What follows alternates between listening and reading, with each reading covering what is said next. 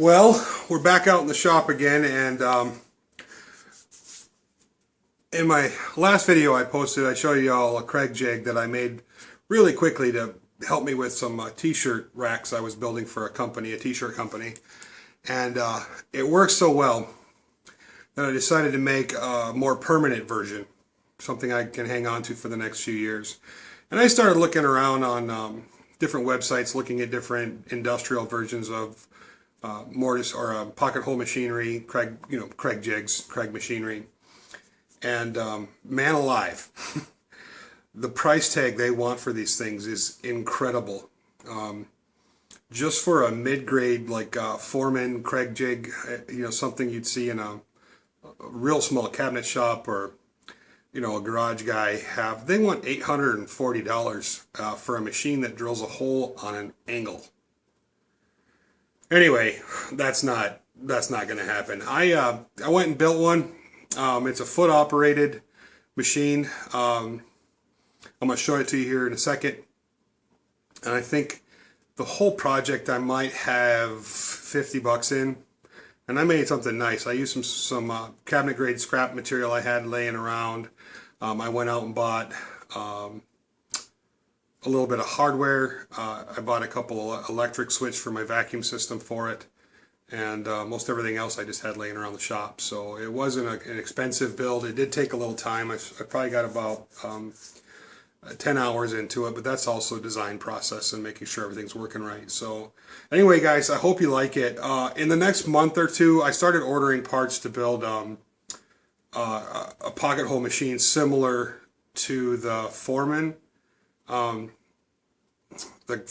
machine, which, as far as I saw online, they wanted like $840 for, between $8 and $840, and that's ridiculous. To build a machine that performs better and is pneumatic, the machine I can put one together for under $100 in maybe a day or two. So in the next couple of months, I'm going to do that. I'm going to go ahead and build one just to show you guys that you don't have to go out and spend a ridiculous amount of money on some equipment you can make yourself. And a lot of times, more often than not, it will outperform the machinery you go out and spend money on, a lot of money on. So here we go. Here's the machine. I hope you enjoy it.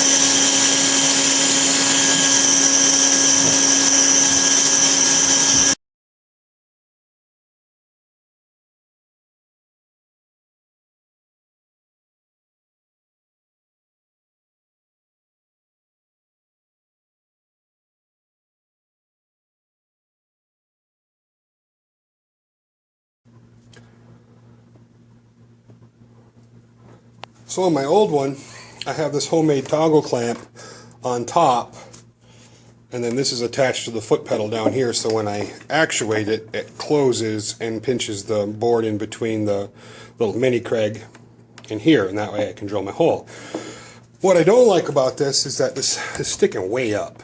I'm getting, this thing is 31 inches tall, and this clamp, adds another 8 inches to it, and I want to reverse it so it's underneath.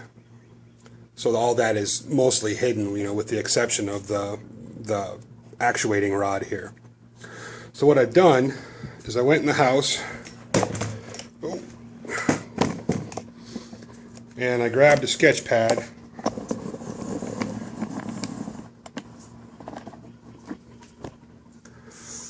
and I drew up this plan. Now this is basically just a one-to-one of how I want the clamp to work. This is the top of the machine. This is the fastening part, bit where I'm going to fasten all the parts to. So when this moves, this will actuate, and then when I pull it back down, it'll clamp everything. And then I'll use a spring as the actuating mechanism, the power source, I guess, for lack of a better term. And then so I'll make a bunch of printouts like this one, and then I'll cut out all these components that I need to make my toggle clamp. So that gives me a nice pattern, and it's all one-to-one, which is super nice. And I've seen a lot of guys, I'll glue my patterns on, and this is a little trick that I haven't seen anybody do on YouTube. I use a glue stick, just an Elmer's glue stick. I got started doing this because my girls have a bunch of crafting stuff, and these are really handy for gluing down templates. They come in all kinds of different colors. This one happens to be purple, but it dries clear. So I'll take my pattern, and got a lot of work to do on it, so I'm gonna get a real good coat of glue on it. You don't necessarily have to do that with all your patterns. And then I'll just orient it the way I want it and stick it down. Then I'll do a rough cut out on the bandsaw, and I'll probably cut this out on the scroll saw. I'm gonna go ahead and glue down all these other parts here, and then I'll get them cut out. Alright, so I got the toggle component installed on the box here on the carcass, and this is how it actuates.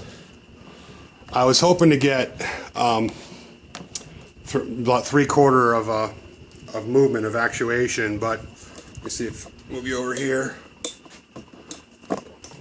I'm only getting about 5/8, so little design problem there.